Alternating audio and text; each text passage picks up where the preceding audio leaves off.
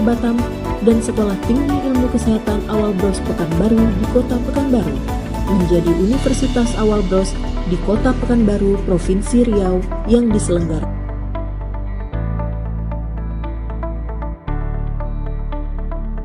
Assalamualaikum warahmatullahi wabarakatuh. Selamat datang dalam video pembelajaran Asuhan Kebidanan Kesehatan Reproduksi, Pranikah dan Prakonsepsi. Bersama saya, Nuari Andolina, SST MKM. Saya merupakan dosen program studi profesi bidan. Saya bergabung pada profesi bidan pada tahun 2021 dan menekuni bidang ilmu kesehatan reproduksi. Dalam video ini, saya akan menyampaikan PDD UKT-PT di bidang pengajaran pada mata kuliah Asuhan Kebidanan Kesehatan Reproduksi, Pranikah dan Prakonsepsi. Mata kuliah ini memiliki bobot 2 SKS teori dan 1 SKS praktek, dan merupakan mata kuliah wajib yang harus dipelajari oleh mahasiswa kebidanan pada semester 3. Setelah mengikuti perkuliahan ini, diharapkan mahasiswa mampu memahami teori konsep pemeriksaan fisik untuk calon pengantin dan pasangan usia subur secara keseluruhan dan mampu menerapkan saat praktikum dan menyelesaikan tugas akhir. Metode pembelajaran yang digunakan adalah ceramah, diskusi, brainstorming, student center learning, latihan reflective learning yang secara interaktif antara dua arah dengan asinkronus, forum diskusi via LMS, tugas mandiri dan kelompok, dan sinkronus tatap muka atau via Zoom. Setiap mahasiswa melakukan presentasi dengan materi yang telah diberikan. Presentasi ini dilakukan dengan proses tanya jawab, baik secara antara dosen dan mahasiswa ataupun dosen dengan tim penyaji dan mahasiswa dengan penyaji.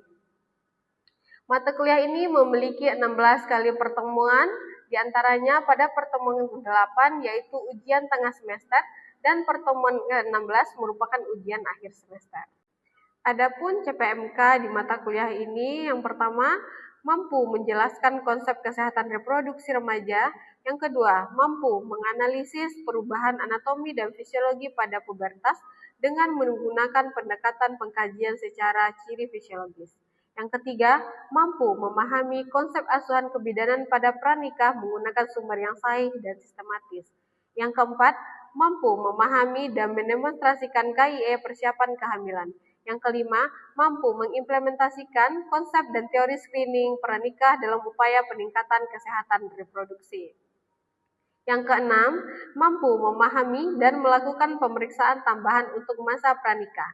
Yang ketujuh, mampu menjelaskan evidence base terkait asuhan pranikah. Yang kedelapan, mampu mengidentifikasi kesehatan reproduksi berdasarkan pendekatan siklus hidup. Yang kesembilan, mampu membedakan sasaran dan konsep kesehatan reproduksi dalam mengaplikasikan kesehatan ibu dan anak. Yang kesepuluh, mampu menganalisis hak reproduksi. Dan yang ke-11, mampu mengimplementasikan hal yang terkait komponen kesehatan reproduksi dalam upaya peningkatan kesehatan ibu anak secara logis. Adapun sub CPMK-nya adalah yang pertama, konsep perubahan anatomi dan fisiologi pada pubertas. Yang kedua, konsep kesehatan reproduksi remaja. Yang ketiga, asuhan kesehatan reproduksi remaja. Yang keempat, self-reporting questionnaire dan kuesioner masa remaja. Yang kelima, pemeriksaan fisik pada remaja dan anamnesis riwayat menstruasi. Yang keenam, melakukan promosi dan edukasi dalam bidang kesehatan reproduksi remaja. Yang ketujuh, memahami konsep asuhan kebidanan pranikah. Yang kedelapan, asuhan komprehensif pada masa nifas melalui pemeriksaan postnatal. Yang kesembilan, konsep perencanaan keluarga. Yang kesepuluh, melakukan pemeriksaan fisik pada calon pengantin dan pasangan usia subur. Yang ke-11, melakukan pelayanan kesehatan masa sebelum hamil bagi pasangan usia subur. Yang ke-12, upaya pencegahan dan deteksi dini kelainan pada masa pranikah dan prakonsepsi. Yang selanjutnya menjelaskan pembagian peran, monitoring, dan evaluasi dalam melaksanakan pelayanan kesehatan masa sebelum hamil. Adapun mengenai bagaimana cara saya menyampaikan materi pada perkuliahan pemeriksaan fisik untuk calon pengantin dan pasangan usia subur, saya akan menyampaikan dalam bentuk micro teaching pada akhir video. Asesmen pada mata kuliah asuhan kebidanan kesehatan reproduksi, pranikah dan prakonsepsi terdiri dari UAS 25%, UTS 25%, praktikum 20%, kehadiran 10%, dan tugas 20%.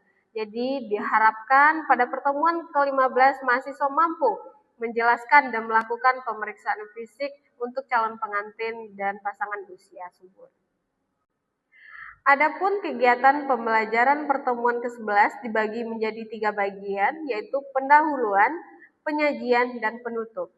Pada bagian pendahuluan, dosen akan membuka dengan salam pembuka, lalu melakukan review pertemuan yang lalu, dan juga menjelaskan capaian materi saat RPS-nya sudah sampai mana, serta pada masuk pada sesi yang kedua, yaitu mengenai penyajian, dosen akan menjelaskan tentang pemeriksaan fisik pada calon pengantin dan pasangan usia subur yang terdiri dari critical point pemeriksaan fisik calon pengantin, critical point pemeriksaan fisik pada pasangan usia subur, dan pengisian kartu calon pengantin sehat. Pada akhir sesi atau penutup, diharapkan adanya interaksi dengan dosen dan mahasiswa melalui diskusi, tanya jawab, dan apabila mahasiswa tidak memahami, mahasiswa dapat mengajukan pertanyaan. Setelah pertemuan materi ke-11, mahasiswa diharapkan dapat mengerjakan tugas dan mempraktekkan cara pengisian kartu calon pengantin sehat. Untuk itu, mari kita lihat bagaimana cara membawakan pengajaran asuhan kebidanan kesehatan reproduksi, pranikah, dan prakonsepsi pada pertemuan ke-11. Oke, selamat pagi. Assalamualaikum warahmatullahi wabarakatuh. Waalaikumsalam warahmatullahi wabarakatuh. Selamat pagi. Oke, pada hari ini kita melanjutkan pembelajaran mengenai asuhan kebidanan pranikah dan prakonsepsi ya. Pada minggu kemarin kita juga sudah melakukan pembahasan mengenai konsep keluarga yang dibahas pada pertemuan ke-10. Mungkin untuk mereview ulang, Mem akan menanyakan kembali kepada Ananda semua ya, pertemuan sebelumnya. Mungkin ada beberapa pertanyaan yang akan Mem tanyakan. Mungkin nanti yang bisa menjawab bisa langsung menjawab pertanyaannya ya. Oke, mungkin materi sebelumnya tentang konsep keluarga, mungkin ada yang bisa menjelaskan apa saja komponen perencanaan untuk dalam konsep keluarga ini. Ada yang bisa jawab? Izin menjawab, Mem, komponen dari perencanaan keluarga itu Silakan Nadia. diantaranya ada edukasi dan konseling, pelayanan kontrasepsi, kesehatan reproduksi, dan dukungan sosial dan budaya, Mem. Oke, terima kasih Nadia ya telah menjawab mengenai eh, komponen ya, komponen dalam perencanaan keluarga itu sendiri ya. Jadi ada edukasi dan konseling, ada pelayanan kontrasepsi ya Nadia ya, ada kesehatan reproduksi dan dukungan sosial dan budaya. Sebenarnya tujuan dari konsep itu sendiri juga sudah kita pelajari. Jadi sebelum menambahkan, ada yang masih ingat belum mengenai tujuan perencanaan dari konsep keluarga? Izin menjawab, Mem. Oh ya, silahkan, Tujuannya Fitri itu ya. untuk meningkatkan kesehatan ibu dan anak, menurunkan angka kelahiran dan kematian ibu, mengatur jarak kehamilan agar tidak terlalu dekat, dan menurunkan angka kehamilan yang tidak direncanakan. Ya, oke, terima kasih ya. Betul sekali ya, itu adalah tujuan dari konsep perencanaan keluarga ya. Yang tujuannya nanti itu semua adalah untuk mempersiapkan bagaimana keluarga itu sendiri di dalam membentuk keluarga yang sehat untuk kedepannya. Ya, mungkin itu adalah review ulang dari pembelajaran kita sebelumnya. Untuk menghemat waktu ya, kita mulai saja untuk pembelajaran pada hari ini. Izin Mem untuk share ya materinya. Untuk pada hari ini, apakah Anda sekalian sudah melihat? Sudah Sudah, terlihat? Mem. Oke, Sudah, ya. Mungkin Ananda sekalian ini ada pemeriksaan fisik untuk Catin dan pasangan usia subur ya. Mungkin sebelumnya ada yang sudah pernah membaca belum tentang pemeriksaan fisik untuk Catin dan pasangan usia subur ini? Sudah ada?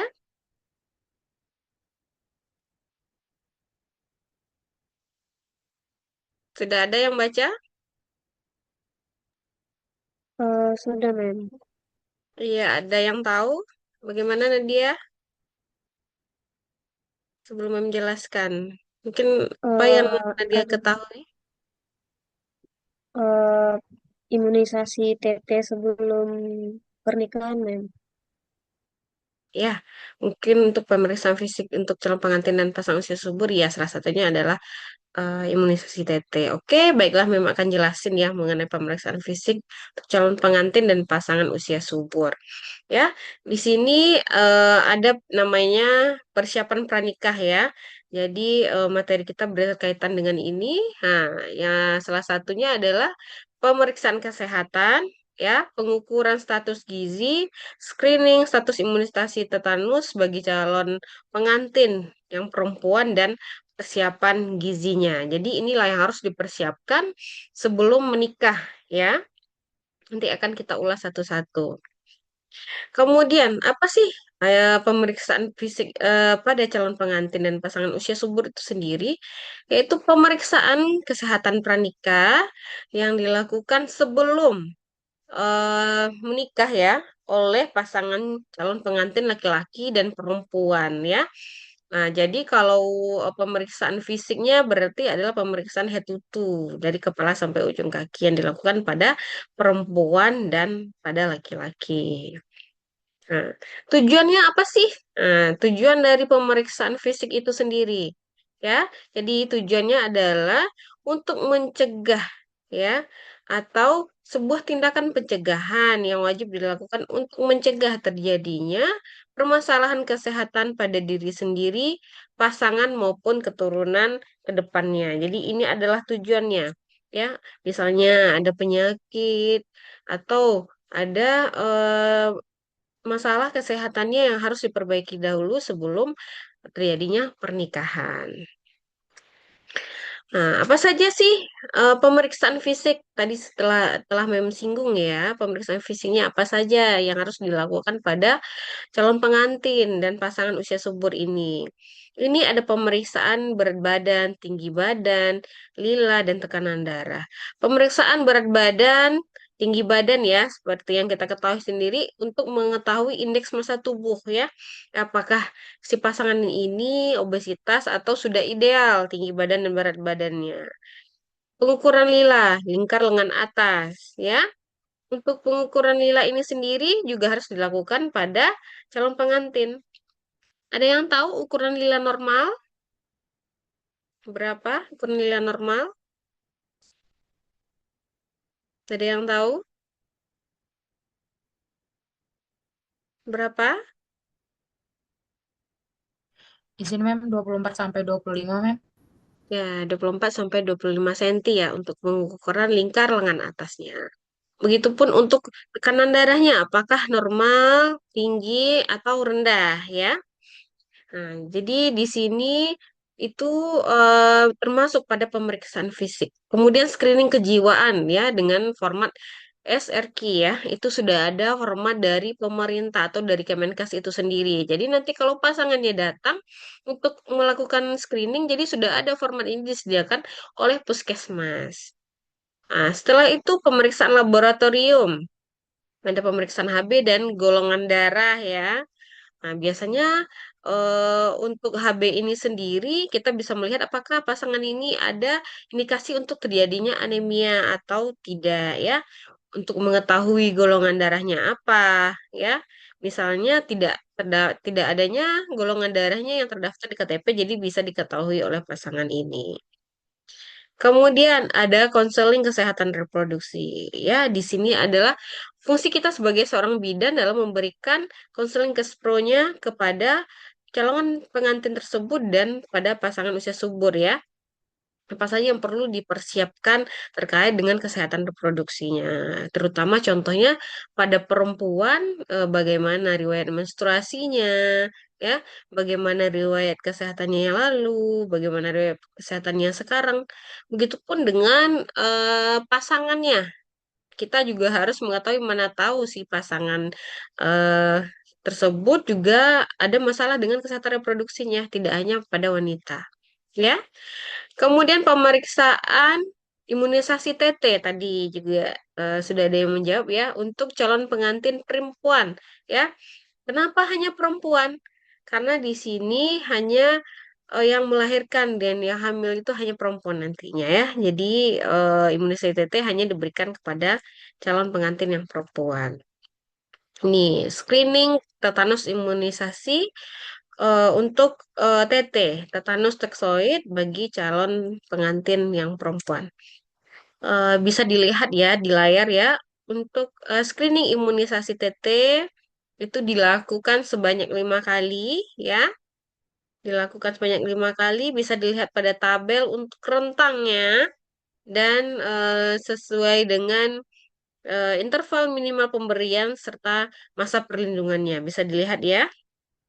Jadi misalnya statusnya untuk imunisasi TT ini telimanya tidak diberikan imunisasi TD ya. Itu biasanya didapatkan pada saat Anda sekalian berada di bangku sekolah ya. Ada kan pada saat sekolah SD itu diberikan imunisasi ya. Jadi untuk imunisasi TT ini sendiri diberikan sebanyak 5 kali, batas usianya dari 15 sampai 49 tahun ya. Ini bisa dilihat ini untuk T1-nya. Nah, untuk T2-nya diberikan pada 4 minggu setelah T1 ya. Untuk masa perlindungannya itu 3 tahun. Untuk T3, interval pemberiannya itu 6 bulan ya setelah T2. Untuk masa perlindungannya itu 5 tahun. Kemudian untuk TT4 diberikan 1 tahun setelah TT3. Ya, masa perlindungannya itu 10 tahun. Kemudian TT5 itu diberikan 1 tahun setelah TT4. Ya, untuk masa perlindungannya itu bisa dilihat pada tabel ya, yaitu lebih dari 25 tahun itu untuk screening imunisasi TT. Ya, ini untuk pengukuran status gizi. Dari apa tadi? Untuk pengukuran status gizi bisa dilihat dari apa saja untuk pengukuran status gizi? Bisa dilihat dari Dari mana? Lila ya. Dari Lila ya, Mem. Ya, dari lila. Kemudian dari apa lagi untuk status gizi selain lila? Berat badan ya, Mem. Ya, dari berat badan, tinggi badannya ya. Nah, ini mungkin Anda sekalian bisa melihat nanti ya, atau mencoba pengukurannya ya, karena ini tidak hanya bisa dipergunakan oleh calon pengantin dan pasangan usia subur, tetapi untuk kita pun bisa digunakan. Jadi kita bisa melihat indeks massa tubuh kita ya. Jadi di sana bisa diukur apakah massa indeks tubuh kita masuk kepada sangat kurus, kurus, normal, gemuk, dan obesitas. Ini cara perhitungannya ya, IMT berat badan dalam kilogram per tinggi badan dalam mili, dalam apa? Milimeter ya. Nah, ini bisa dilihat. Jadi nanti setelah Anda dapatkan hasilnya, nah bagaimana hasilnya ini bisa dibaca di sini, misalnya 17 sampai 18,5 berarti termasuk kurus. Kalau untuk normal 18,5 sampai 25 itu termasuk normal ya. Jadi deteksi dini masalah gizi yaitu menyiapkan calon ibu agar dapat menjalani kehamilan yang sehat ya. Jadi ini bisa dilihat indeks massa tubuh ya dari tabel ini. Nanti Anda sekalian bisa mencoba masing-masing untuk mengukur indeks massa tubuhnya. Ini untuk lila tadi ya, lingkar lengan atas normal. Ini ada juga batas usianya, ada remaja, usia 10 sampai 14 tahun, usia remaja 15 sampai 17 tahun dan dewasa ya. Jadi ini adalah ukuran normal. ya. Untuk 18,5 di batas usia 10 sampai 15 tahun itu adalah normal. Remaja 15 sampai 17 tahun ini 22 cm itu adalah normal dan dewasa 24,5 cm. Ukurannya gimana disarankan di lengan sebelah mana?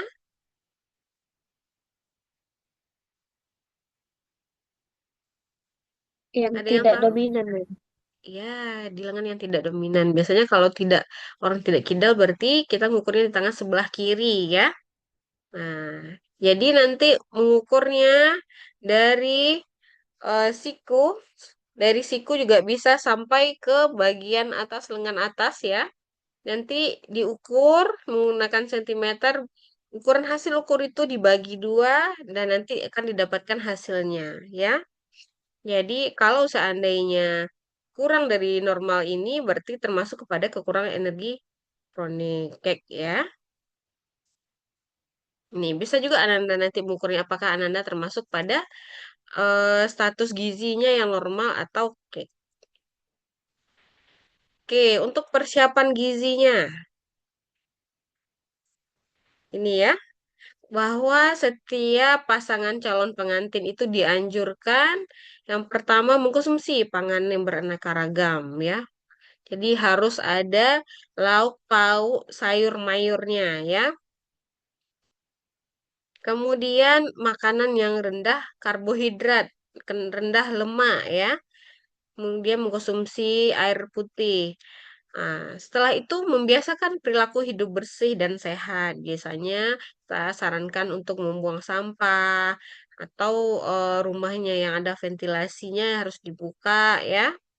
Kemudian melakukan aktivitas fisik, olahraga ya. Kita sarankan pasangannya untuk melakukan olahraga.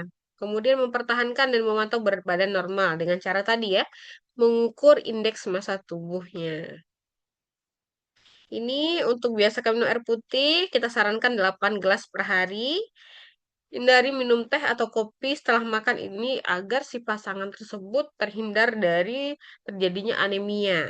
Kemudian, batasi mengkonsumsi garam, gula, dan lemak. Ya, kita harus membatasi berapa yang harus dikonsumsi oleh eh, pasangan tersebut. Ya, di sini bukan berarti pasangan tersebut tidak boleh mengkonsumsi garam dan gula, tetapi ada batasnya. Ya, harus disampaikan pada saat kita memberikan edukasi pada calon pengantin. Oke, kita lanjut. Ini adalah menjaga kesehatan reproduksi juga harus disampaikan. Nah, ini cara menghindari ya, hindari seks pranikah. Mungkin kita bisa baik menjaga kesehatan reproduksi. Tadi di awal pertemuan membilang untuk menjaga kesehatan reproduksi ini kalau untuk perempuan kita harus bertanya ya bagaimana riwayat menstruasinya.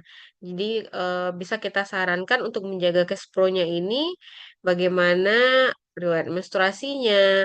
Misalnya pada saat menstruasi dia mengganti pembalutnya berapa kali, bagaimana eh, apa menstruasinya, apakah siklusnya normal, bagaimana periodenya, itu juga harus ditanya. Jadi nanti ada lembar checklist yang harus diisi pada saat kita memberikan edukasi dan informasi kepada calon pengantin. Ya, jadi untuk menjaga kesehatan reproduksi ini yang harus dihindari sebelum menikah ya. Ya, sebelum menikah ini adalah ini salah satunya adalah menghindari seks pranikah ini ya. Jadi kita harus menyampaikan kepada calon pengantin bahwa harus menghindari dari seks pranikah ya. Nah, misalnya ini berhubungan seksual pertama kali di usia berapa itu juga harus ditanyakan terlebih dahulu karena nanti akan rentan ya terganggu untuk sistem reproduksinya. Belum siapnya sistem reproduksi jika pasangan tersebut melakukan hubungan di bawah usia yang telah ditentukan ya. Ini bisa dilihat risiko seks aktif pada pranikah ya. Contohnya kehamilan yang tidak direncanakan ya, dampak kesehatannya, dampak mentalnya juga ya. Oke, eh, untuk Ananda sekalian, mungkin itu ya yang materi kita mengenai pemeriksaan fisik pada calon pengantin. Mungkin ada yang ingin bertanya?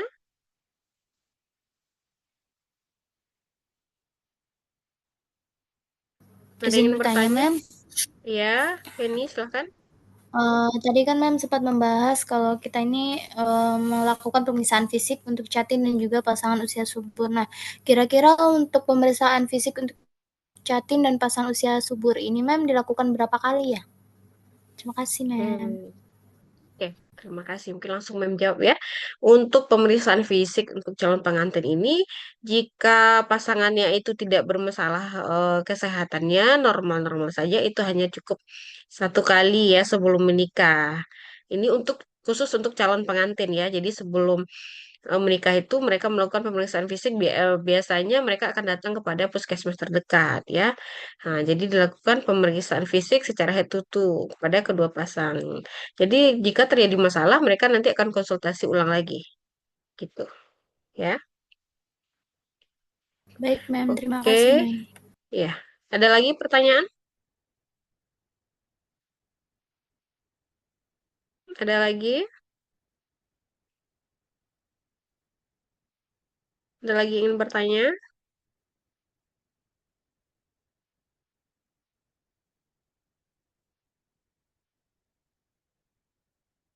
Oke, jika tidak ada yang atau yang belum ingin bertanya, ini memberikan tugas ya. Tugas untuk minggu depan. Sudah terlihat? Sudah terlihat? Sudah, Mem. Ya, Sudah, Mem. ya. Memberikan tugas. Ini ada kartu calon pengantin. Jadi Anda sekalian silahkan cari calon pengantin ya atau pasangan usia subur. Nanti Ananda cari. Jadi silahkan Ananda belajar cara pengisian dari kartu calon pengantin sehat ini ya. Di sini ada kartunya, nanti ada bagian yang harus Ananda isi. Ini sebagai evaluasi dari pembelajaran kita pada pagi hari ini. Ya, nanti untuk kartunya nanti akan diserahkan kepada ketua Mem. kelas. Ya, oke, oke. Ada lagi yang ingin bertanya? Mem. Ya,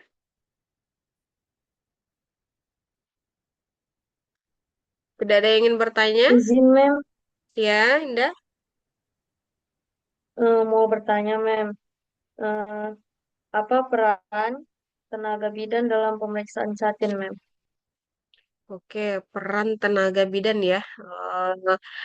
Kita sangat berperan ya dalam melakukan pemeriksaan calon pengantin ini ya, karena kita salah satu trend center ya dalam cakupan calon pengantin ini, karena kita sangat dekat dengan wanita terutamanya ya. Jadi kita di sini bisa memberikan edukasi dan informasi seperti tadi kita bisa memberikan informasi terkait dengan sistem reproduksinya, tentang gizinya si ibu, karena nantinya akan berdampak terhadap persiapan kehamilan ya. Jadi bagaimana pola makan, pola istirahat, ya pola aktivitas fisik itu juga harus kita sampaikan kepada calon pengantin atau pada pasangan usia subur tersebut untuk persiapan ke depannya bagaimana ya, terutama untuk persiapan kehamilan. Oke, ada lagi?